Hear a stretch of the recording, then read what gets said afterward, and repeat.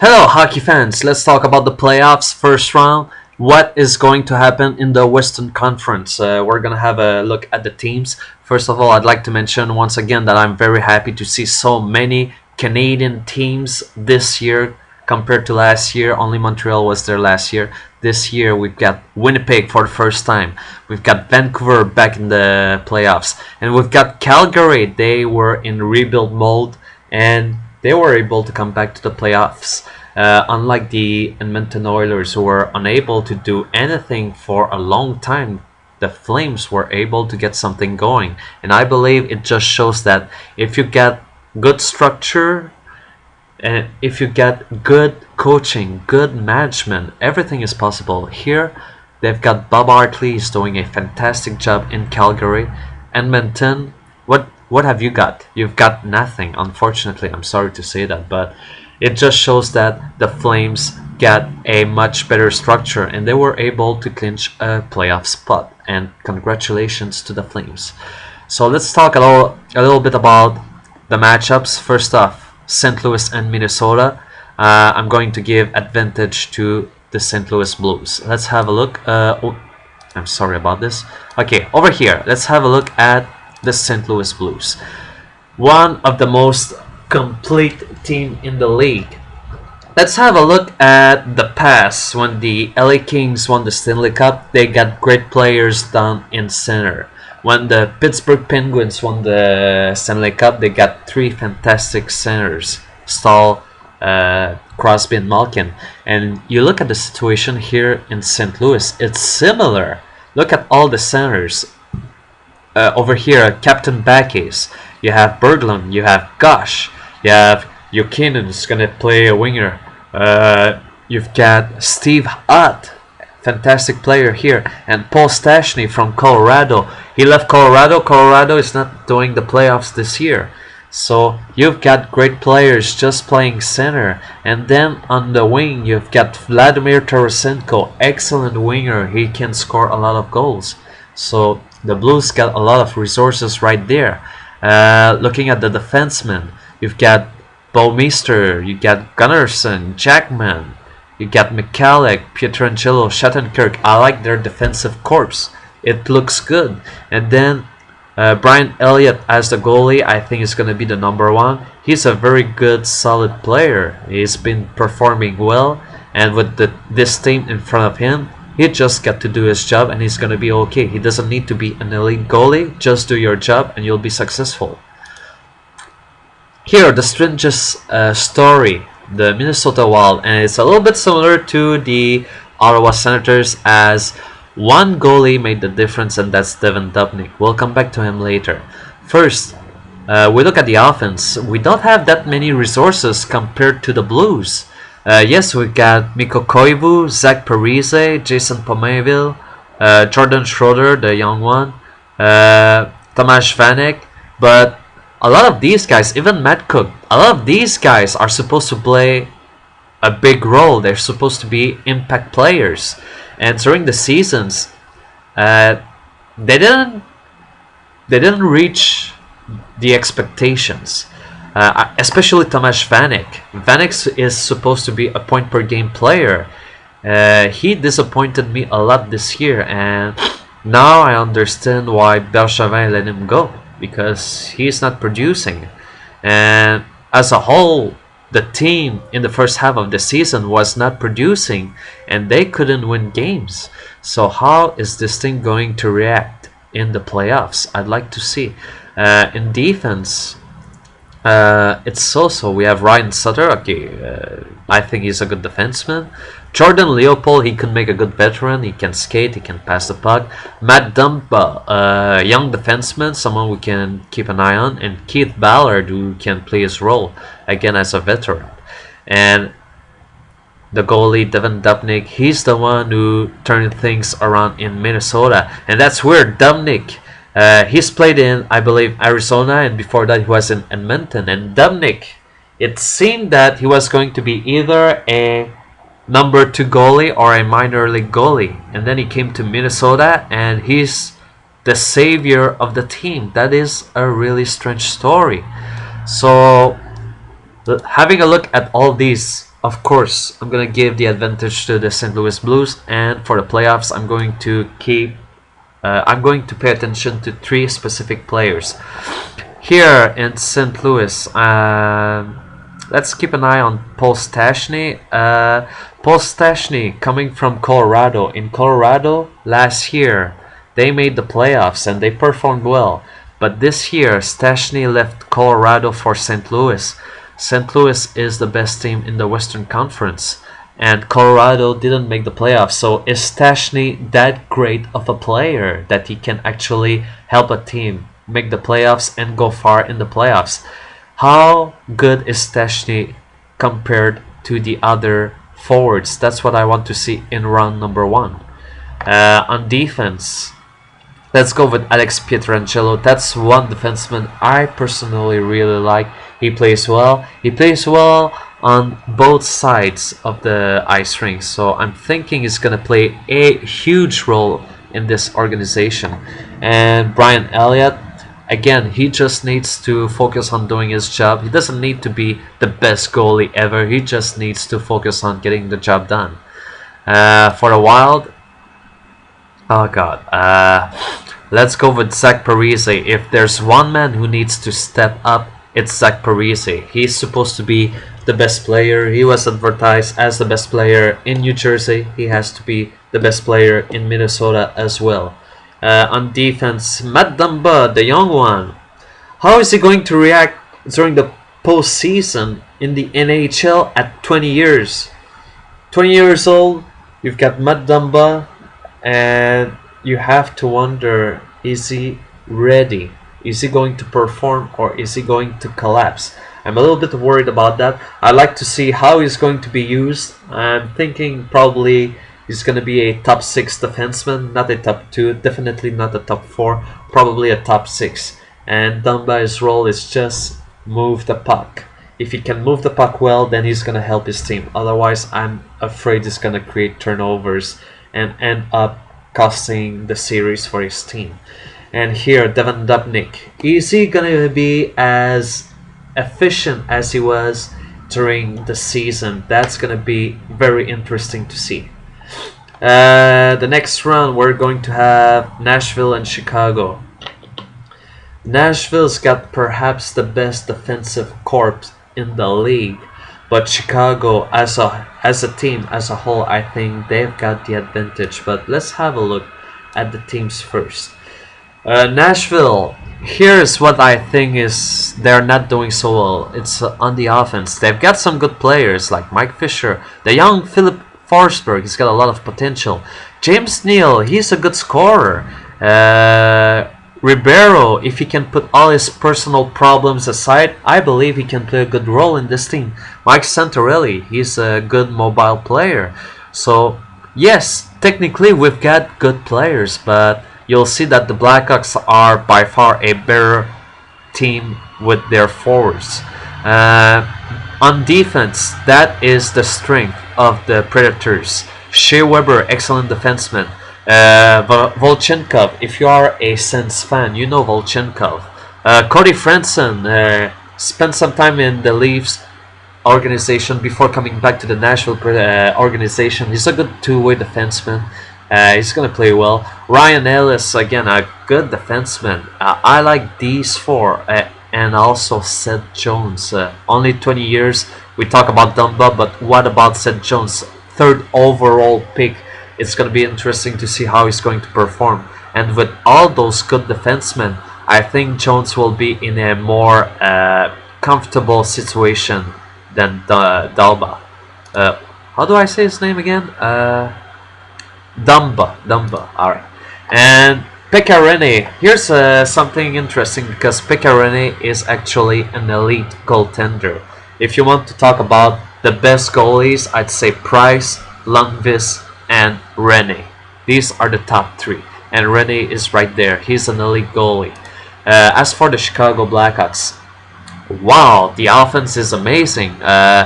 Bickel, Carcillo, these are going to be impact players. You got Hosak, Kane, Sharp, and Taves that can produce. And perhaps the ace in the hand will have Vermette and we can have Brad Richards. These guys are gonna be playoff producers, and I think even Chris Versteeg to a certain extent. So that's what I'm saying. The Blackhawks, they've got more depth on the offense, and that's where they can really capitalize because the offense is just better. And if their offense is that good, perhaps they can spend more time controlling the puck. Controlling the puck, and therefore controlling the momentum of the game. And that's where the Blackhawks can be really successful. On defense, Nashville is really good, but Chicago is not far behind. You look at that: Duncan Keith, Michael Roosevelt, Brent Seabrook. These are really good defensemen. Perhaps not as good as the Predators, but not that far back. And that's why I'm saying the Blackhawks may actually have a chance. And here, goalie, Corey Crawford. He's not an elite goalie like Rene, but he's a legitimate number one, and he's solid. So that's why I'm saying Corey Crawford, he's a very good goaltender, and that's why the Chicago Blackhawks are not necessarily put in a disadvantage here, because the offense is great. It looks great, and that's why, in my opinion, Chicago's gonna have the advantage. 3 players to focus on. All right, let's go. Let's say James Neal. We have seen him performing with Pittsburgh. He was scoring goals, and then he came to Nashville, and he is still scoring goals. So he doesn't need Sidney Crosby, the great Crosby, to pass the puck. He can find a way to score goals without Crosby, and that's really important. On defense, Captain Shea Weber, it's going to be interesting to see how he's going to elevate his game. He's got a very powerful slap shot. He can use it during the power play. So what is he going to use to help his team succeed? And of course, Pekka Rinne, is he going to be the elite goaltender that we have seen during the regular season?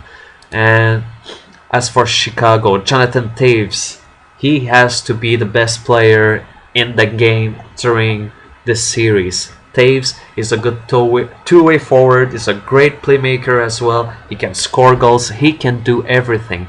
So Toews has to be on top of his game. And then on defense, let's go with Duncan Keith. Duncan Keith can do everything, play on defense, play on offense. He's a good passing player. He can feed the forwards during the power play. So I'm thinking Keith's gonna be a huge asset for the Blackhawks. And of course, Corey Crawford. Crawford is not as good as Rene technically speaking, but is he gonna be good enough to outsmart Rene? Next, we are going to look at the Anaheim Ducks and the Winnipeg Jets. I'm very happy to see the Winnipeg Jets in the playoffs. Let's have a look at Anaheim. Anaheim, you've got Cogliano, a player that is very mobile. The young Eaton, you got Fleischman from Florida, Ryan Getzlav, Captain Getzlav, Ryan Kesler. If you are a Vancouver fan, you like Kesler. He's a good two-way forward. Corey Perry, a good goal scorer, and Yuri Sekac.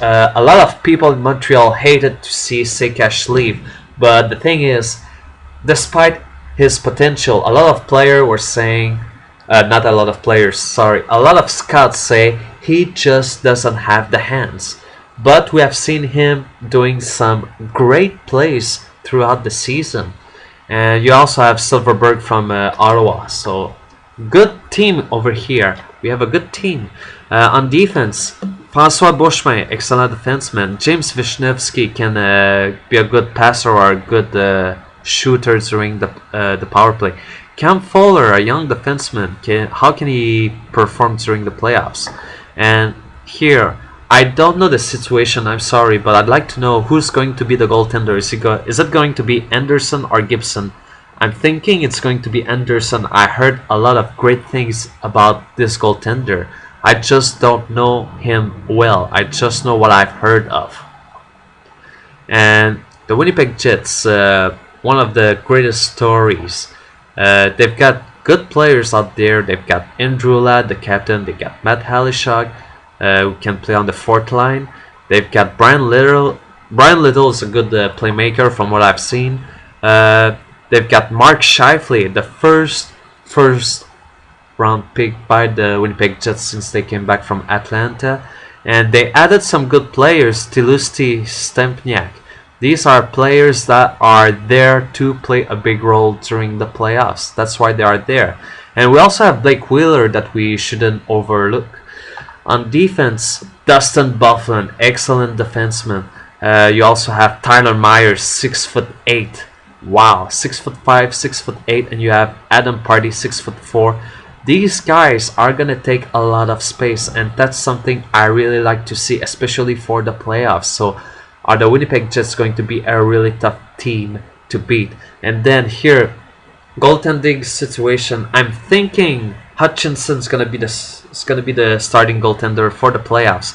I like Hutchinson. I also like Pavlich, but Hutchinson, he really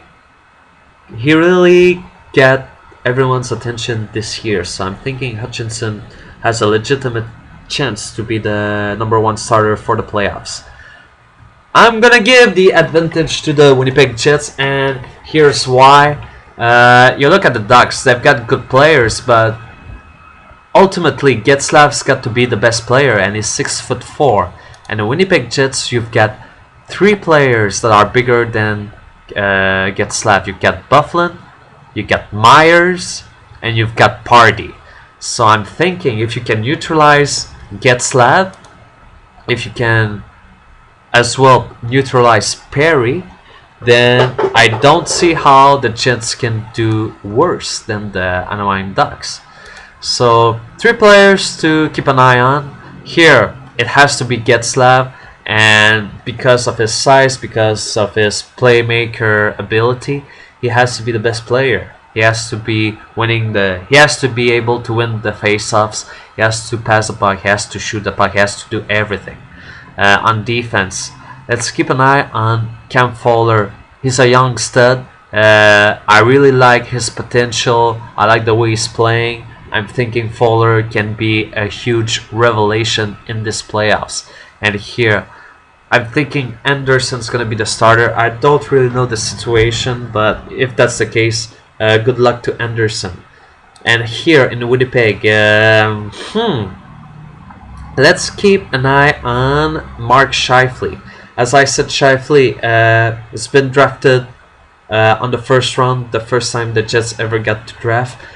He has shown a consistent progression year after year. He's been progressing well, and I'd like to see how is he going to react during playoff time. On defense, Tyler Myers. I'd like to keep an eye on Dustin Byfuglien, but Tyler Myers, he's been added to this team through a trade from what is it? It was Evander Kane that was traded, and also Tobias Enstrom. So Tyler Myers, he's got the size, and he's coming to play in a team that is performing in the playoffs. So how is he going to react to all this, and how is he going to play in front of Getzlaf? I'd like to see that. And over here, I'm hoping Hutchinson's gonna get the start. Last series, that's gonna be the most interesting series. You'll know very soon why. Vancouver and Calgary. And here is why. Do you see this man here, Sven Barchi? He used to belong to the He used to belong to the Calgary Flames. Now he belongs to the Vancouver Canucks. So how is this playoffs going to turn out to be? Let's have a look at the Flames first. The Flames, they got some good young players. They've got Johnny Gaudreau. He really surprised me this year. He's clutch. Sean Monahan, he's playing very well. Again, another young, good player. And then you get some good addition that was made. Mason Raymond, yeah, good addition. Joe Colburn, he's good there. You get some veteran like Matt Stajan, Drew Shore, David Jones, Yuri Hudler. These are good veterans. These can help the team. But you'll notice that in Calgary, you don't have big studs. You don't have players that can score goals regularly. At the very least, they cannot produce like the Sedin brothers in Vancouver.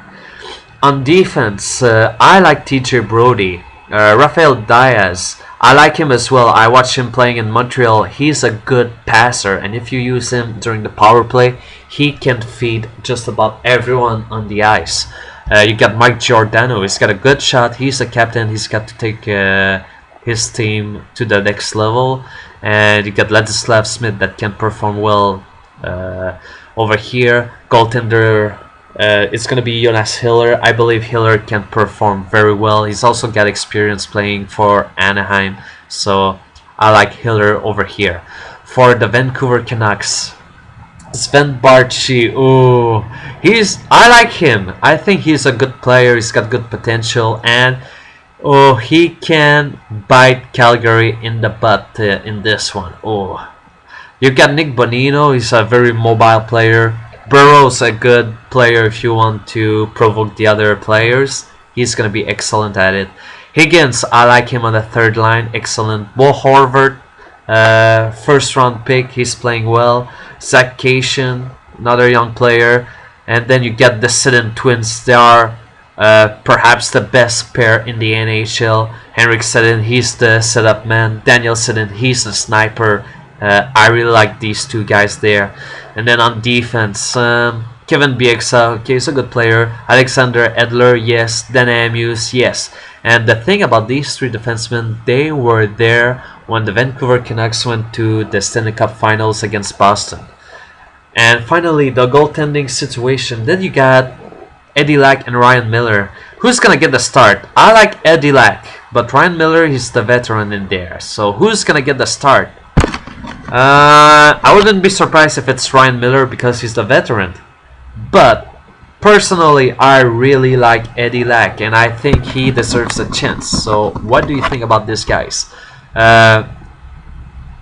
Who's gonna get the advantage? I'm thinking the Canucks get the advantage. They get more shooting power, if I can say so. Like the Sedin brothers, they are natural goal scorers and passers.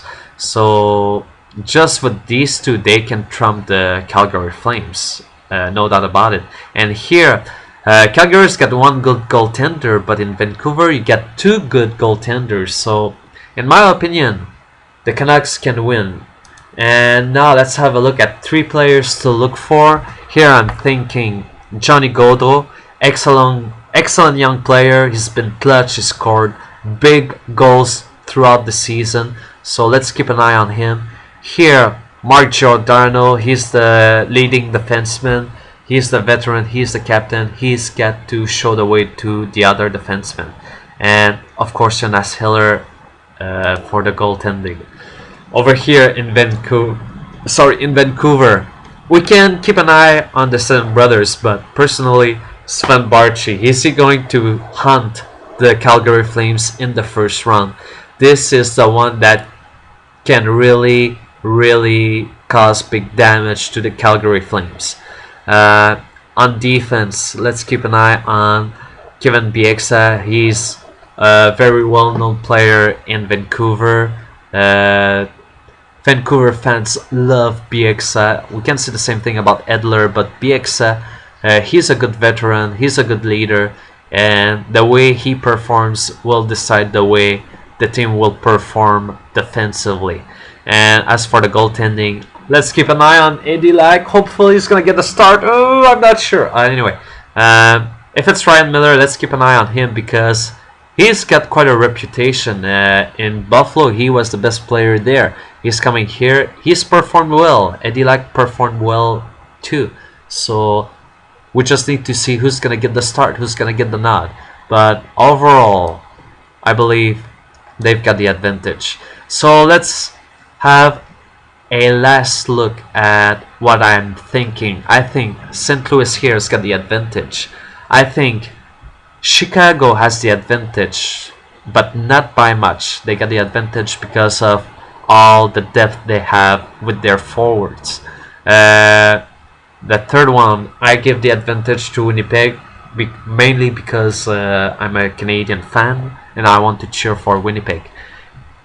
Here, I'm going to give the advantage to the Vancouver Canucks because they've got better goal scorers than the Calgary Flames. So there you go. These were my opinions about the first round in the Western Conference. Do you agree with what I said, or do you have different opinions?